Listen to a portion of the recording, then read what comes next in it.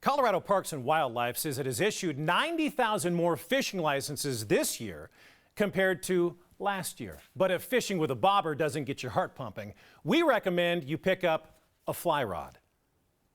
It's not a plague of locusts, but the action on rivers and streams reach a feverish pitch when grasshoppers appear.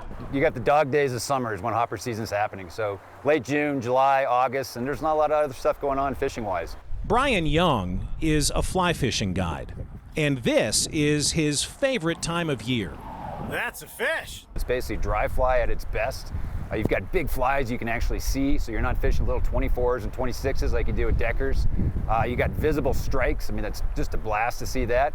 And you got fighting fish that are going to go aerial a lot. So it's just a lot of visceral stuff that just is not there any other time of the year.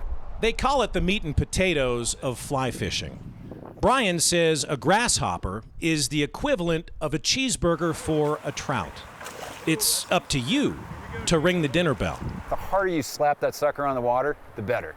And then you want to twitch it a little bit. So you want to get action in it. That's what a hopper does when it actually hits the water. You got him. So it's a really sloppy kind of fishing, but it's pretty easy to have some bad casts and still get some good fish. Terrestrial patterns come in all shapes and sizes. They mimic insects that might fall into the water.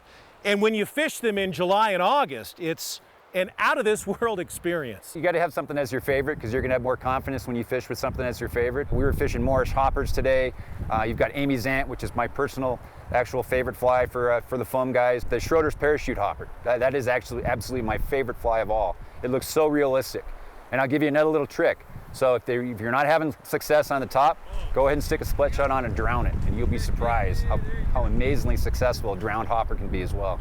And you don't have to wait until the afternoon to wet a line. I see people come out and they don't fish hoppers until 1 o'clock, 2 o'clock. You can catch fish on hoppers the entire day, and I recommend you do it if it is hopper season. Oh, there we go. That being said, you got to be patient.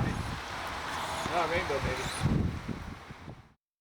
Oh man, that was fun. If you have a question about fly fishing, Brian is your guy. You can find him at Orvis Park Meadows.